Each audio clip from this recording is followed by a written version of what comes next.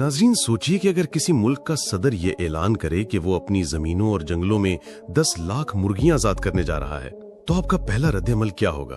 यकीनन आप चौंक जाएंगे, हंसेंगे या शायद इसे पागलपन करार देंगे। यही कुछ दुनिया ने कहा जब इब्राहिम ट्रावरे ने बर्किना फासो की पार्लियामेंट में खड़े होकर बड़े एतमाद से ये ऐलान किया। ऐवान में बैठे वुज़रा और मशीरों ने एक दूसरे की तरफ हैरान निगाहों से देखा। सहाफियों ने अगले दिन के अखबारात में इसे मुज़हिक़-ए-ख़ीज़ तजर्बा और महंगा तमाशा करार दिया। मगर इस हजूम में सिर्फ एक शख्स था जो अपने फैसले पर पूरे यकीन के साथ डटा हुआ था, और वो थे इब्राहिम ट्रावरे। मगर सवाल ये है कि इब्राहिम ट्रावरे को ऐसा गैर मामूली कदम क्यों उठाना पड़ा?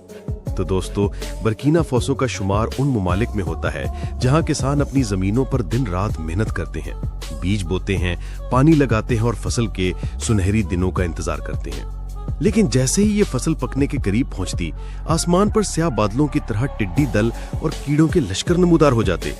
ये हशरात चंद घंटों में पूरे खेत को चट कर जाते और किसानों की महीनों की मेहनत खाक में मिल जाती। जरा तसव्वुर कीजिए कि किसान अपनी बीवी बच्चों के साथ दिन रात काम करे, लेकिन सुबह जागने पर देखे कि खेत में हरियाली के बजाय सिर्फ मिट्टी और खुश्क तिनके बाकी हैं। यही मंजर बर्किना फासो के हजारों देहात में आम था। लोग मजबूर थे कि यूरोप से दरामद शुदा महंगे केमिकल्स खरीदें। ये जहरीले स्प्रे वक्ती तौर पर कीड़ों को खत्म तो करते, मगर साथ ही जमीन की जरखेजी भी छीन लेते और पानी को आलूदा बना देते। किसान कर्जों में डूबते जा रहे थे और हर नई फसल पर एक नया खौफ तारी रहता था कि न जाने कब टिड्डी दल फिर हमलावर हो जाए। बैनुल अक़वामी इदारे इमदाद के वादे करते, लेकिन उनके हल सुस्त और ब्यूरोक्रेसी के शिकंजे में फंसे हुए होते।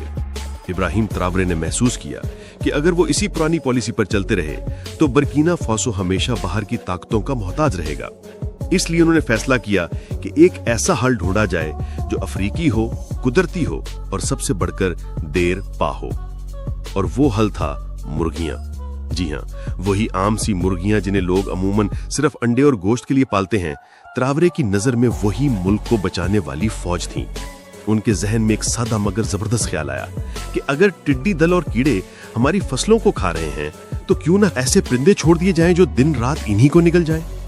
आपको ये जानकर हैरत होगी कि एक आम मुर्गी रोजाना सैकड़ों कीड़े मकोड़े खा जाती है। टिड्डी, कीड़ा, सुंडी, केंचुआ, कुछ भी हो, मुर्गी के लिए ये सब एक लजीज खाना है। अब अगर एक मुर्गी सैकड़ों कीड़े खा सकती है, तो 1 मिलियन मुर्गियां क्या कुछ नहीं कर सकती। ये तो एक कुदरती फौज थी जिसके पास किसी हथियार की जरूरत नहीं, सिर्फ भूख ही इसका सबसे